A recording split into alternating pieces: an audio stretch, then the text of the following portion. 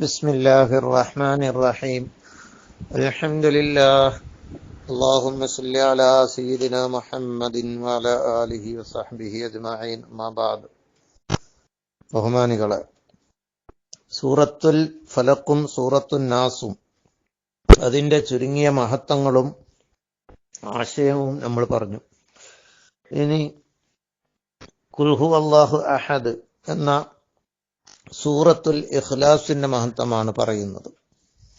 അതിന്റെ ആശയവും പറയാം. സൂറത്തുൽ ഇഖ്ലാസ്, മൻ ഖറഅ സൂറത്തുൽ ഇഖ്ലാസി 11 തവണ ഒരാൾ സൂറത്തുൽ ഇഖ്ലാസ് ഓതിയാൽ ബനല്ലാഹു ലഹു ഖസ്റൻ ഫിൽ ജന്ന, സ്വർഗ്ഗത്തിൽ ഒരു കൊട്ടാരം അവന് നിർമ്മിക്കുന്നതാണ് എന്ന് ഹദീസിൽ കാണാം. ഇൻഷാ അല്ലാഹ് അതിന്റെ മഹത്വങ്ങള്, അതിന്റെ അർത്ഥം പറഞ്ഞതിന് ശേഷം ഞാൻ പറയാം. അള്ളാഹുവിന്റെ വിശേഷണങ്ങളാണ് സൂറത്തുൽ ഇഖ്ലാസിൽ പറയുന്നത്. അള്ളാഹുവിനെ മഹത്വപ്പെടുത്തല. ഏറ്റവും ശ്രേഷ്ഠമായ ഇബാദത്ത് അള്ളാഹുവിന്റെ മഹത്വങ്ങൾ പറയലാണല്ലോ. അതിൽ അള്ളാഹുവിന്റെ മഹത്വങ്ങൾ പറയുന്ന സൂറത്തു തൗഹീദ്, സൂറത്തുൽ ഇഖ്ലാസ് വലിയ ശ്രേഷ്ഠമുള്ള സൂറത്താണ്. അള്ളാഹുവിനെ പറയുന്ന സൂറത്ത്, അള്ളാഹുവിന്റെ മഹത്വങ്ങൾ പറയുന്ന സൂറത്ത്. അതിന്റെ അർത്ഥം തന്നെ ചിന്തിച്ചു നോക്കൂ. ബിസ്മില്ലാഹിർ റഹ്മാനിർ റഹീം. ഖുൽ ഹുവല്ലാഹു അഹദ്. ബിസ്മില്ലാഹി, അള്ളാഹുവിന്റെ നാമം കൊണ്ട് ബറക്കത്തെടുത്ത് ഞാൻ തുടങ്ങുന്നു. അർ-റഹ്മാനി, സർവ അനുഗ്രഹങ്ങളും ചൊരിയുന്നവൻ. അർ-റഹീമി, പ്രത്യേകമായ അനുഗ്രഹങ്ങൾ ചൊരിയുന്നവൻ. ഖുൽ ഹുവല്ലാഹു അഹദ്. അർത്ഥം ശരിക്കും മനസ്സിലാക്കി പഠിക്കണം നമ്മൾ. ഖുൽ, നബിയേ അങ്ങ് പറയൂ. ഹുവ, കാര്യം. അല്ലാഹു അഹദ്, അല്ലാഹു ഏകനാണ്. അല്ലാഹു അഹദ്, അല്ലാഹു ഏകനാണ്. ആ പദത്തിന്റെ അർത്ഥം തന്നെ പറയാൻ ശ്രമിച്ചാൽ ധാരാളം പറയാനുണ്ട്. പക്ഷെ നമുക്ക് അതിന്റെ മഹത്വങ്ങളും പറയാനുണ്ട്. ഈ വാചകത്തിന്റെ അർത്ഥം തന്നെ വിശാലമായിട്ട് വിവരിക്കാൻ കഴിയും. അല്ലാഹു ഏകനാണെന്ന് പറഞ്ഞാൽ അള്ളാഹുവിന്റെ ദാത്ത് ഏകനാണ്. അള്ളാഹുവിനെ പോലെ മറ്റൊരു ദാത്തില്ല. അള്ളാഹുവിന് ഭാഗങ്ങളില്ല. വലത്, ഇടത്, മുന്ന്, പിന്ന് തുടങ്ങി ഭാഗങ്ങൾ അള്ളാഹുവിനെ ചേർക്കാൻ പാടില്ല. അതൊക്കെ സൃഷ്ടികളുടെ വിശേഷണമാണ്. അള്ളാഹു ഏതെങ്കിലും ഒരു സ്ഥലത്ത് ഇരിക്കുക എന്ന് പറയാൻ പാടില്ല. ഇങ്ങനെ അള്ളാഹുവിന് അവയവങ്ങൾ ഉണ്ട് എന്ന് പറയാൻ പാടില്ല. അങ്ങനെ അവയവങ്ങൾ പല പാർട്ടുകളാണല്ലോ. അള്ളാഹു പാർട്ടുള്ളവനല്ല. അവൻ ഏകനാണ്, അഹദാണ്. അള്ളാഹുവിന്റെ വിശേഷണം പോലെ മറ്റൊരു വിശേഷണവും ആർക്കും പറയാൻ പാടില്ല. അള്ളാഹുവിന്റെ വിശേഷണം ഖദീമാണ്, പണ്ടേ ഉള്ളതാണ്, നിരാശ്രയത്വമുള്ളവനാണ്, ആരെയും ആശ്രയിക്കാത്തതാണ്. അള്ളാഹുവിന്റെ പ്രവൃത്തി പോലെ മറ്റൊരാളുടെ പ്രവൃത്തിയും ഇല്ല. ഇങ്ങനെ അള്ളാഹു ഏകനാണ്. അല്ലാഹു അഹദ്. ഖുൽ, അങ്ങ് പറയൂ. ഹുവല്ലാഹു അഹദ്, അള്ളാഹു ഏകനാണ്. അല്ലാഹു സ്വമദ്, അള്ളാഹു നിരാശ്രയനാണ്. എല്ലാം അള്ളാഹുവിനേക്ക് ആശ്രയിക്കുന്നവനാണ്. അള്ളാഹു ഒരാളിലേക്കും ആശ്രയിക്കാത്തവനാണ്. അതാണ് അസ്വമദ് എന്നതിന്റെ അർത്ഥം. തൗഹീദിന്റെ അടിസ്ഥാനവും അതാണ്. അള്ളാഹു ഏകനാണെന്ന് പറയുന്നതിന്റെ അർത്ഥവും അതാണ്. അള്ളാഹു നിരാശ്രയനാണ്. മറ്റു ഏതൊരു മനുഷ്യൻക്കും എത്ര വലിയ കഴിവുകൾ ഉണ്ടായാലും, അത് അത്ഭുതങ്ങൾ കാണിച്ചാലും, മുഅ്ജിസത്തുകളാകട്ടെ, കറാമത്തുകളാവട്ടെ, അല്ലാത്ത അത്ഭുതങ്ങളാവട്ടെ, എല്ലാം അള്ളാഹുവിനെ ആശ്രയിച്ചു കൊണ്ടായിരിക്കും. എന്ത് സഹായം ആരിൽ നിന്ന് ലഭിച്ചാലും അതൊക്കെ അള്ളാഹുവിന്റെ ആശ്രയം കൊണ്ടാണ്. അള്ളാഹുവിന്റെ ഏകത്വം എന്ന് പറയുന്നത് നിരാശ്രയനാകുക എന്നതാണ്. അല്ലാഹു സമദ്.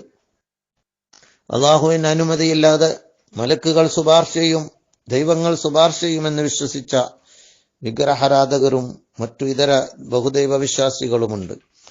എന്നാൽ അള്ളാഹുവിന്റെ അനുമതിയില്ലാതെ ഒരു കൈവിരൽ പോലും ഇളക്കാൻ ഒരു ദൈവത്തിനോ ഒരു വലിയനോ ഒരു നബിക്കോ സാധ്യമല്ല. അള്ളാഹുവിലേക്ക് ആശ്രയിച്ചുകൊണ്ടേ എല്ലാവരും ജീവിക്കുകയുള്ളൂ. ലം യലിദ്, അള്ളാഹു ജനിപ്പിച്ചിട്ടില്ല. അള്ളാഹുവിന് സന്താനങ്ങളില്ല.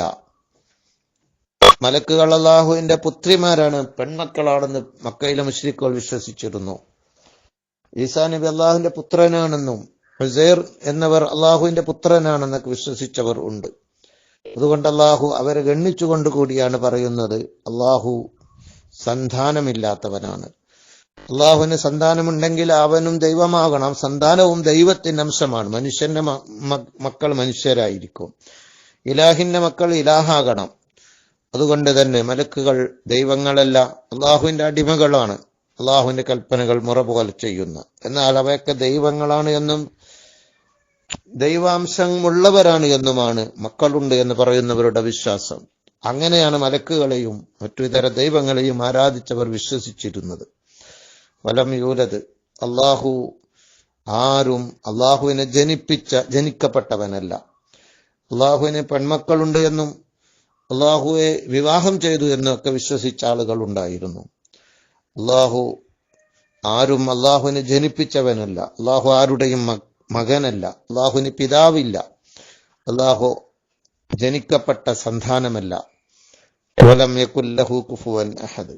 അവസാനം അള്ളാഹു പറയുന്നു, അള്ളാഹുവിനോട് തുല്യമായ ഒരാളും ഇല്ല. വലം യകുൻ ആയിട്ടില്ല, ലഹു അള്ളാഹുവിന് കുഫുവൻ അഹദ്, അള്ളാഹുവിന് കുഫുവായി കുഫുവത്ത, അള്ളാഹുവിന് തുല്യതയത്ത ഒരാളുമില്ല.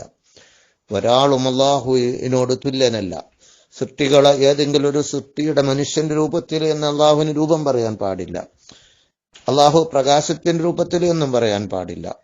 അള്ളാഹു ഒരു നിലക്കും ഒരാളോടും തുല്യതയില്ല. മനുഷ്യന്റെ ഒരു വിശേഷണങ്ങളോ അള്ളാഹുവിനില്ല.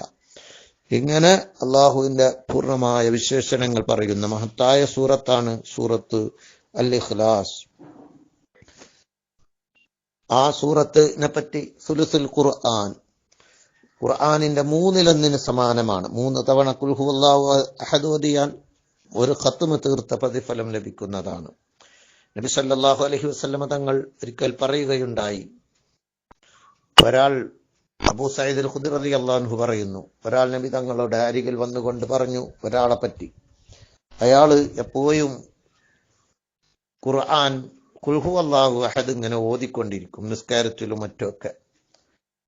അപ്പോൾ അതെന്താ അങ്ങനെ ഓതുന്നത് എന്ന നിലക്ക് നബിയോട് പരാതി പറഞ്ഞപ്പോൾ നബി സല്ലല്ലാഹു അലൈഹി വസല്ലമ തങ്ങൾ പറഞ്ഞു, ഇന്നഹാ ലതഅദിലു സുലുസൽ ഖുർആൻ വല്ലദീ നഫ്സി ബിയദിഹി, അല്ലാഹുവിനെ തന്നെയാണ് സത്യം, നിശ്ചയം ആ ഖുൽ ഹുവല്ലാഹു അഹദ് എന്ന സൂറത്ത് ഖുർആനിന്റെ 1/3 സമാനമാണ്. ഇനിയും ധാരാളം മഹത്വങ്ങൾ അതിനുണ്ട്. ഇൻഷാ അല്ലാഹ് അടുത്ത വയസ്സുകളിൽ അതിന്റെ മഹത്വങ്ങൾ നമുക്ക് പറയാം എന്ന് മനസ്സിലാക്കുന്നു. അർത്ഥം ശരിയായ നിലക്ക് മനസ്സിലാക്കി, അർത്ഥം ചിന്തിച്ചുകൊണ്ട്, അള്ളാഹുവിന്റെ മഹത്വത്തെ മനസ്സിലാക്കിക്കൊണ്ട് പാരായണം ചെയ്യാൻ ശ്രമിക്കണം എന്ന് ഓർമ്മപ്പെടുത്തുന്നു.